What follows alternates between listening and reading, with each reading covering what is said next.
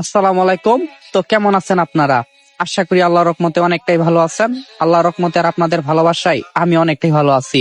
তো আর বেশি কথা না বলে চলো আমরা অহনা গল্পের আরো একটা পর্ব শুরু করি।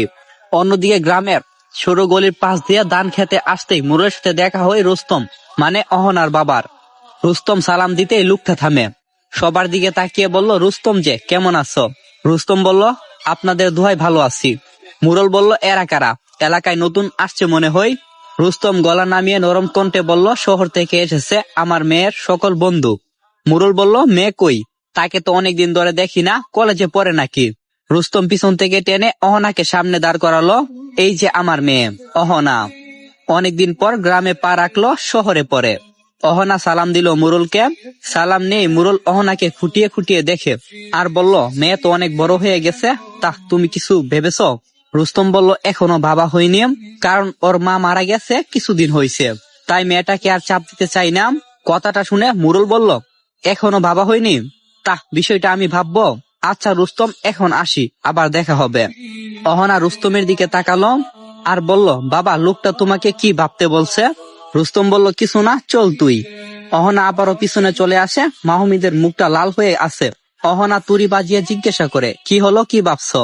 মাহমুদ অহনার দিকে তাকাই আর বলে, যা তোমার বাবা ভাবছে। অহনা বলল, বাবা আবার কি ভাবছে? মাহমুদ বলল, কিছু না, কেউ পিছনে আসছে। মাহমুদ দাঁড়িয়ে পড়ে।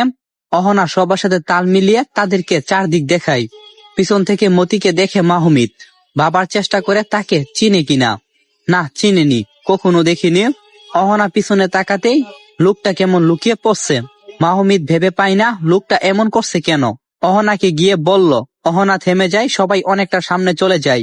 মতি বের হয়ে আসতেই অহনা তার কাছে যায় আর বলে, সমস্যা কি আপনার, পিছু নিলেন কেন? মতি কাউকে পাশে না দেখে বলল, কালকে রাতে একটা বিষয় দেখছি, বুঝতে পারছি না সেটা কি সত্যি। অহনা বলল, কি দেখছেন? মতি বলল, আমি দেখছিলাম তুমি উড়ছো আকাশে। আমি অনেকবার খেয়াল করছি, দেখলাম উড়তেছ। সরি তুমি করে বললাম, আসলে তুমি তো আমার থেকে অনেক ছোট, তাই কিছু মনে করিও না, তাই বলছি। অহনা আটকে উঠে বলল, ঠিক আছে, কিন্তু আমাকে দেখলেন কিভাবে? মতি আমতা আমতা করে বলল, আমি মানে আমার ঘুম আসছিল না রাতে, তাই হাঁটতে বের হয়েছিলাম। অহনা বলল, আর কাউকে কি দেখছেন?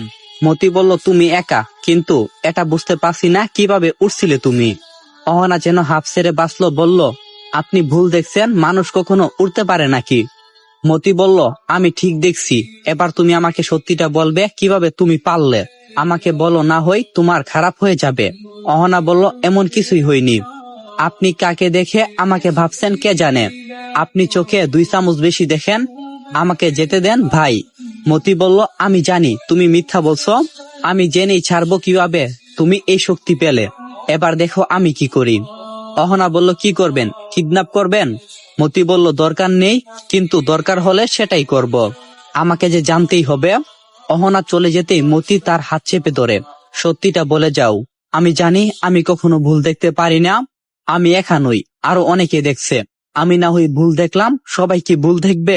অহনা বলল, বাহ, একটু আগে বললেন আপনি হারতে বের হইছেন আর আমাকে দেখছেন, আর এখন বলতাছেন অনেকেই দেখছে। মতি বলল, কথা না বাড়িয়ে সত্যিটা বলো। অহনা বলল, হাত ছাড়ুন। মতি বলল, ছাড়বো না। মতি হাত ছাড়ছে না দেখে মাহমুদ তার নাক মুখে ঘুষি মারে। নাক ফেটে রক্ত পড়তে থাকে। অদৃশ্য মার খেয়ে মতি চমকে উঠে। ব্যথার দিকে খেয়াল করলো না সে। এই, কে মারলি আমাকে? এখানে তো কিছু গোলমাল হচ্ছে, আমি খালি চোখে দেখতে পাচ্ছি না। অহনা রাগী স্বরে বলল, নিজেকে গুটিয়ে নেন আর চলে যান। অহনা আবার চলে যেতে চাইলে মতি আবারও তার হাত চেপে ধরে। মাহমুদ কন্ট্রোল হারিয়ে ধাক্কা দিয়ে তাকে।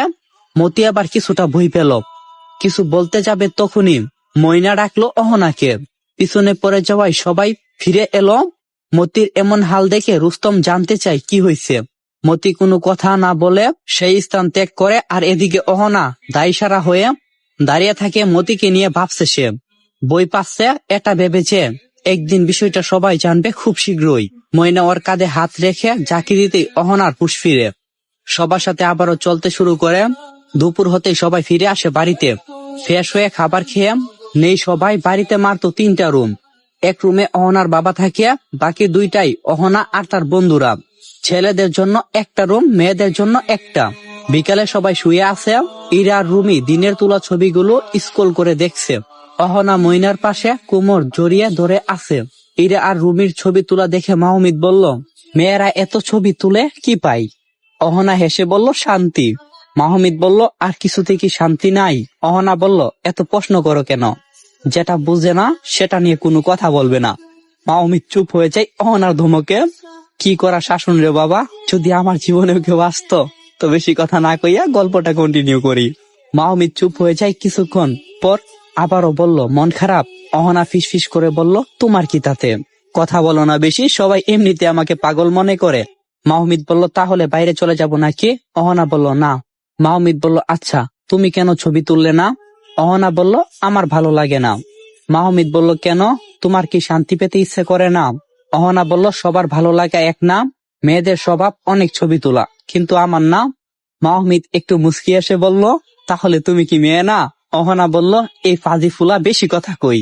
মাহমিদ হকচকিয়ে উঠে আর বলে, সেটা তো দেখতে পেলাম, প্রায় 1000টা ছবি তুললো, কিন্তু তুলে লাভ কি? বসে বসে এখন সব ডিলিট করছে।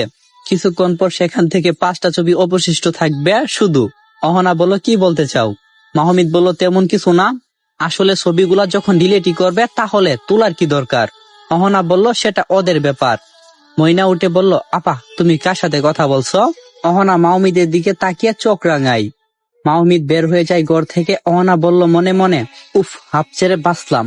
আর এদিকে মইনা অহনার কাছ থেকে কোনো উত্তর না পেয়ে আবারও শুয়ে পড়ে। অহনা উঠে পড়ে বাইরে গিয়ে দেখতে পায় মাহমিদ কলপারে তাকা একটা বেঞ্চে বসে আছে। অহনা পিছন থেকে তার কাঁধে হাত রাখে। মুহূর্তে তা ভেদ করে বের হয়ে আসলো তার বুক বারবারের মতো। মাহমিদ দীর্ঘ শ্বাস ফেলে। অহনা দেখতে পায় তার চোখ দুটো জ্বলজ্বল করছে। অহনার মনটা হুহু করে উঠে, বলল, কাঁদছো নাকি? মাহমিদ নিজেকে সামলে নেই, কই না তো। অহনা বলল, আমি বুঝতে পারছি, কেন তুমি এত কষ্ট পাচ্ছ?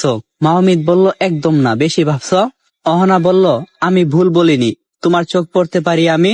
মাহমিদ অহনার দিকে পূর্ণ দৃষ্টি দেই আর বলে, আচ্ছা, মৃত মানুষ কি ভালোবাসার অধিকার রাখে না? আসসালামু আলাইকুম। তো এখানে এই পর্বটা সমাপ্ত করলাম। পরবর্তী পর্বের জন্য বেশি বেশি কফিলিং আর রিপোস্ট কইরো। যদি তুমগো সাপোর্টটা পাই, আশা করি পরের পর্বগুলা আরো তাড়াতাড়ি নিয়ে আসমু। তো ভালো থাইকো সবাই, আল্লাহ হাফেজ।